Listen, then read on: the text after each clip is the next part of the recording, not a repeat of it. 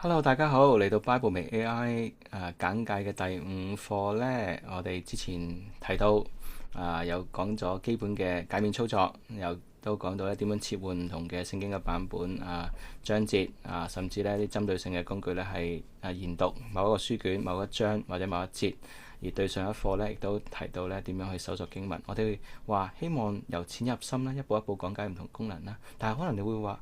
Bible 微 AI 係咪應該講解下啲AI 功能呢？咁係嘅，會嘅，因為 Bible 微 AI 係融合咗傳統嘅聖經資料庫啦，可以可靠去提取一啲聖經嘅資料啦，並且融合咗新一代嘅 AI 功能。咁今日嚟嘅裏邊呢，就會講解最基本嘅 AI 功能，讓大家都初步有個認識。咁喺第一項嘅裏邊咧，選單嘅裏邊，第一個係聖經選單啦，第二個係平衡聖經選單，第三個係工具選單。上一次我哋就講搜索工具嘅選單，只係講咗搜索經文咧。但係今日咧，我哋就講一講咧 AI 功能嘅選單。你發覺咧呢3粒星呢個嘅按鈕，當你撳落去嘅時候咧，有幾個書卷分析啦、全章摘要同埋經文注釋啦。我哋上次講過啦。而下邊咧，你見到有3個模式。第一個對話模式、夥伴模式、代理模式。對話模式係最基本嘅，就係我哋今日會講。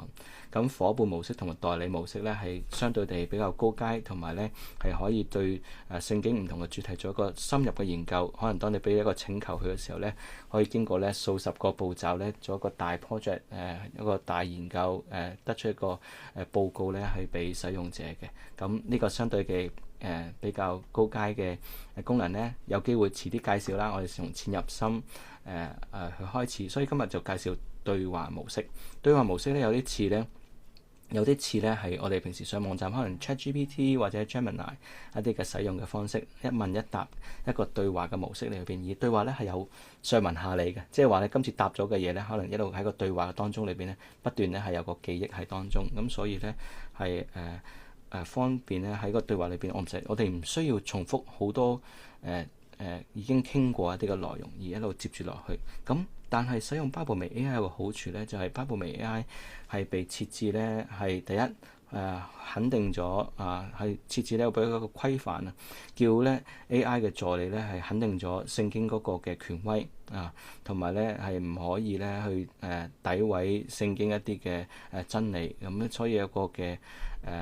防線喺度，亦都咧有啲工具嘅使用咧係提取經文嗰時候，第一日我哋提到提取經文嘅時候有時咧用啲上網 AI 工具明明叫佢我要和合本嘅邊一節經文，你可唔可以揾出嚟喺 AI 嘅生成現成嘅生成裏邊，好多時咧可能10幾節裏邊硬係有1、2個字錯嘅喎，咁唔係幾好啦，係咪啊？引用聖經引用錯咗喎，咁唔係幾好。咁呢個問題咧就會喺 Bible 微 AI 裏邊咧係有個相對嘅解決。你見到啦喺最下邊咧有4個選項嘅，包括係優化指示啦、代理啦、工具啦。如果呢4個選項都唔打勾嘅時候呢，咁有啲似純粹一個對話模式啦，可能好似有啲似係 ChatGPT 或者 Gemini 上網去使用一樣，只不過咧係背後俾咗個規範去確定咧聖經嘅權威同埋咧係指定咧係回答聖經嘅問題。但係剔咗之後呢，係會咧每一個剔咗之後呢，其實係咧幫助得出嚟嗰個結果或者AI 助理嘅回應呢，係更加質素講緊係質素上邊呢，係更加咧仔細，同埋咧係更加一個高嘅質素。例如乜嘢呢？例如我而家睇創世記1章1節我就撳一撳個1字啦。咁我就話問，我想睇到呢一節，我想問一問個 AI 問下 Bible 未？咁你發覺一撳嘅時候呢，咁呢個經文咧就自動複製咗喺度啦。當然你可以手動去打啦，不過呢個係提供一個方便打落嚟啦。咁你撳 Enter 掣嘅時候咧，發覺係新增一行嘅，佢就唔係即刻發送嘅信息，咁方便你可以咧好有格式咁樣可以係多行咁樣去輸入譬如我話輸入7個字啫，假設我淨係輸入7個字，請解釋此節經文我就打咗7個字啫。咁發送嗰時點發送呢？撳 Send button 啦，或者係 Shift Enter 咧，咁佢就發送啦。因為我下邊打咗優化指示呢個要求，優化指示呢個要求呢，所以呢，當我咁樣輸入嘅時候呢，佢就話請對創世記1章1節呢，起初上帝創造天地提供一個全面嘅解釋。包括咩呢？包括內容呢，要包括神學意義啦，關鍵嘅詞彙，例如起初上帝創造天地嘅含義，同埋呢喺聖經敘事整體敘事中嘅基礎性嘅作用，確保清晰易懂合一，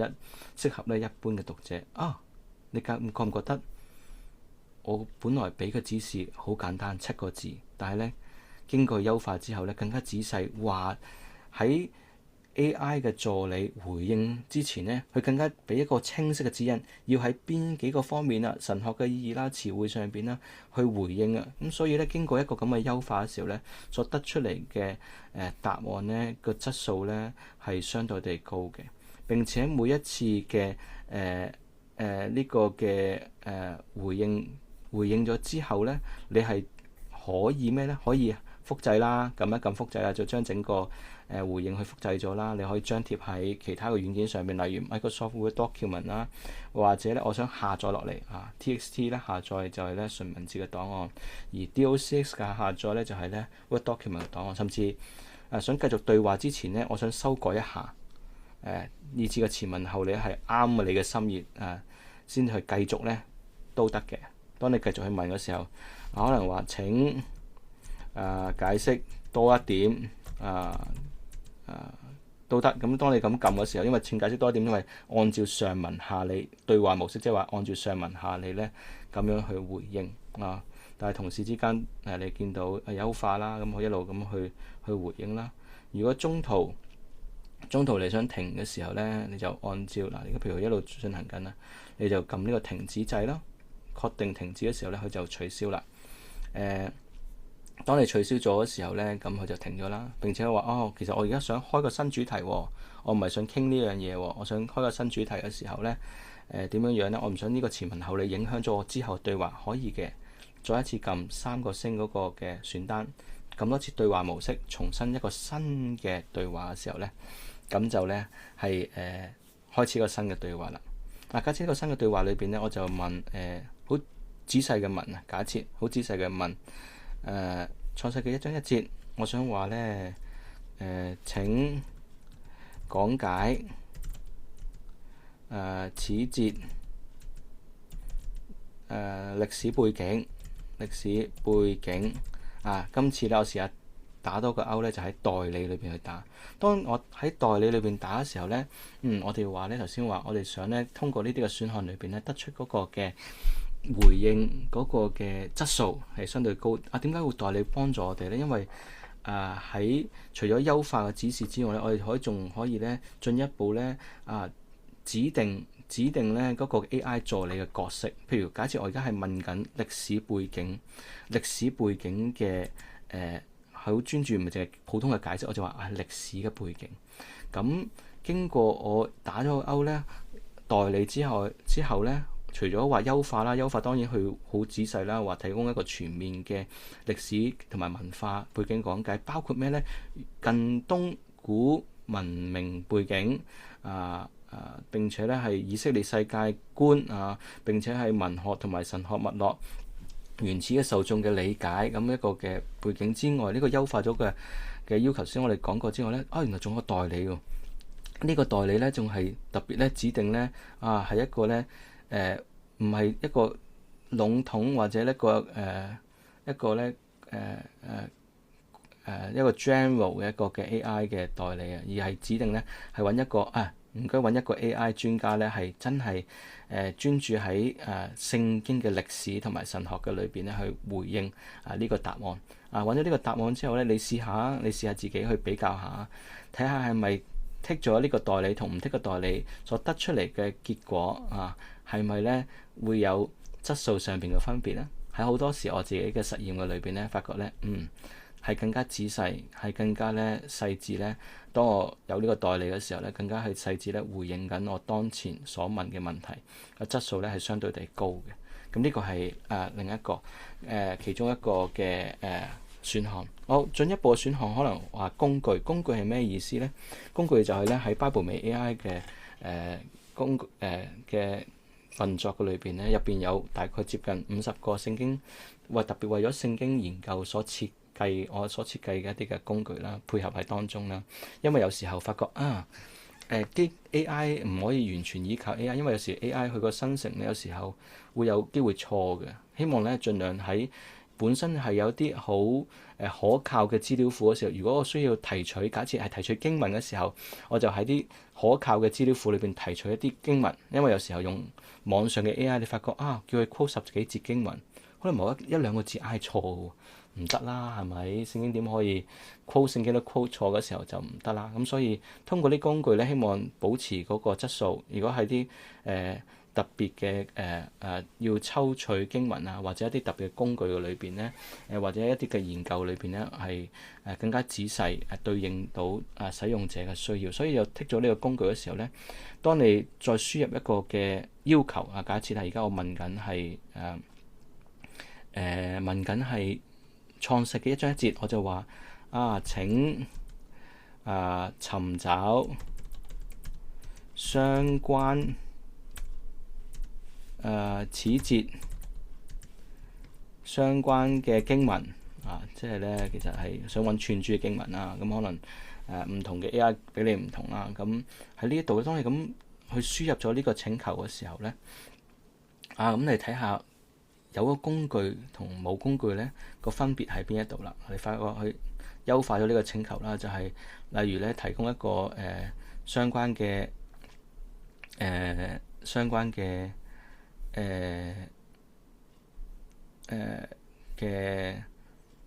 優化嘅要求啦。咁選個工具選項裏邊咧，佢會決定嘅喺呢50幾個工具嘅裏邊，佢會選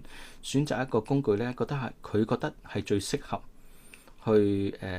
回應呢個答案嘅工具咧。然之後咧，佢就選用呢個工具，然之後咧俾呢個工具咧一個嘅指示，然之後俾咗個指示之後咧，佢就按照呢個指示咧就回應，作出一個咧詳細嘅回應啦。咁呢一個嘅方式咧係相對冇工具嘅時候咧係可以更加仔細。不過有時候咧，可能你發覺我未必係想用呢個工具喎，我想用其他工具喎。例如咩咧？假設係咁樣樣啦，我再重新一個新嘅一個嘅對話啦。假設我而家係詩篇37篇開咗37篇先我想話係呢一節經文先啦。呢一節經文嘅譬如假設話請研讀，幫助我研讀此章經文的背景。咁呢一刻咧，今次咧我就少少唔同啦。唔單止我打咗個勾咧，就係打咗工具勾啦。我並且審查，即係話咧，我唔係靠晒 AI 去揀選嘅，我自己有個 say 嘅，去揀咩工具或者係個指示咧，最後優化個指示咧，俾 AI 之前咧係需要我去批准嘅，就係一個審查。咁呢一度咧，希望咧係更加貼切咧使用者嘅需要，同埋咧都唔係完全依賴 AI，因為有時 AI 可以錯噶嘛，或者可能使用者同 AI 個諗法有唔同咧。喺咁多工具裏邊，我想揀其他工具咧咁樣。咁呢個咧，我試下啦，由發送就係話咧，請幫助我研讀此章經文嘅背景咁樣樣。而家我講緊係詩篇37篇，咁去優化嘅裏邊咧，呢一個係去優化，經過優化嘅一個嘅指引請為詩篇咧37篇提供一份詳細嘅背景研讀，特別咧注重咧點樣睇第4節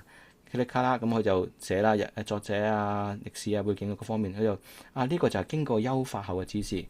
佢需要咧，佢唔係即刻。如果按頭先我冇剔嗰個審查嘅時候咧，佢即刻就進行下一個嘅步驟噶啦。咁但係因為我剔咗審查，經過我批准啦，我覺得OK 喎，呢個優化，咁我先確認啦，繼續啦。如果唔 OK 我就取消佢啦，或者係更改，經過更改咧我就去取消。OK 你發覺選用工具之前係自動去選用嘅喎。呢刻咧佢就會咧將最 relevant 覺得最相關嘅3個工具，包括係咩？第一最相關嘅就擺最頂啦，分析詩篇。第二咧就係咧寫作咧關於聖經一啲嘅亮光。第三咧就係咧提取呢個聖經嘅釋經書。如果你唔滿意嘅時候咧，你話更多，咁佢就咧將你50幾個大概50個嘅工具咧，你就去揀下邊一個啦係最適合啦。甚至話我唔使啦，乜嘢工具都唔使，我要一個 direct test response 咁都得嘅。不過咧，我覺得幾好喎。今次其實咧 AI 佢嘅選擇就係咧分析詩篇啊嘛。我而家就係想分析詩篇啊嘛，呢一章嘅經文啦。好啦，我就揀呢個工具，經過我嘅確定係揀呢個工具啦。然之後佢俾 AI 一個嘅指引啦。佢就話呢個 analyze the context and background of Psalm 37話好確定。咁我確定嗰時候咧見到咧審查嘅意思即係每一步佢無論係優化，無論去揀選工具，無論去俾工具一個指引咧，係經過一個審查，即係我審查啦，要我嘅 approval 啦，係我要確定啦先可以進入下一步。咁呢個咧以至咧係希望得出嚟個結果咧係更加貼切咧使用者嗰個嘅需要。咁我相信咧呢啲都係咧同市面上一般咧嘅 AI 嘅工具咧係略有唔同嘅。並且咧希望咧喺質素上邊咧回應嘅質素上邊咧係更加高嘅質素去回應啦。並且係更加貼切咧使用者需要。特別喺查經上邊咧我有時發覺網上嘅工具咧佢未必咁確定咧聖經嗰個嘅權威性，但係喺呢一度咧就規範咗聖經個權威性咧係必須要係確定嘅咁樣。咁希望呢啲嘅工具咧都係一啲初階嘅 AI 工具咧，希望都會對我哋有啲好快一啲嘅作為一個參考嘅工具咧。有機會同你介紹咧代理模式嘅時候咧，你發覺原來仲有可以好多進一步咧，可以更加深入去研究。咁有機會再同大家進一步去分享啦。今日嘅錄影咧就到呢度啦，多謝大家。